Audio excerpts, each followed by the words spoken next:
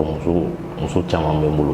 Muso caman c'est-à-dire n tɛ se k'a da fɔ quoi. Ayi c'est-à-dire fɔlɔ. E ma ko n furulen don wa? Awɔ. N ko muso caman bɛ n bolo. Mais sariya la muso caman muso tɛ se ka ni furulen don i tɛ se ka tɛmɛ 4 kan dɛ mais n'i tɛmɛna 4 kan o ye. Bon a bɛ 4 environ ninnu na. Furu yɛrɛ. Ok. I furulen don. Awɔ n furulen don. Sɛbɛ. Parce que a bɛ se ka candidat bɛ dɔ bɛ yen nɔ n'o. E yɛrɛ ye ɲininkali fɛn o sinon ne tun tɛ fɛ e ka ne ɲininkali sugu kɛ o muso 3 bɛ n bolo n bɛ fɛ ka 4nan ta. Bɛɛ bɛ fɛ ka 4nan ta quoi. Voilà. K'a dafa 4nan siɲɛ kelen. Voilà. D'accord. Denw b'i bolo.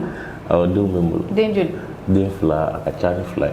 A ka ca Amadou. Non i b'a dɔn n bɛna fɛn dɔ f'i ye i b'a dɔn yan nɔ quoi Mali la yan c'est à dire den bɛ bɛɛ bolo quoi a kɛra i ye min wolo i ma min wolo n'i ɲɛna dɔrɔn i bɛ den sɔrɔ quoi bon den bɛ ne bolo ne t'a hakɛ dɔn yɛrɛ. O ye tiɲɛ ye an ma bɔ o ma mais an mago bɛ Amadou yɛrɛ den de la n'a sɔrɔ ni Amadou den yɛrɛ n'o bɛ yen nɔ.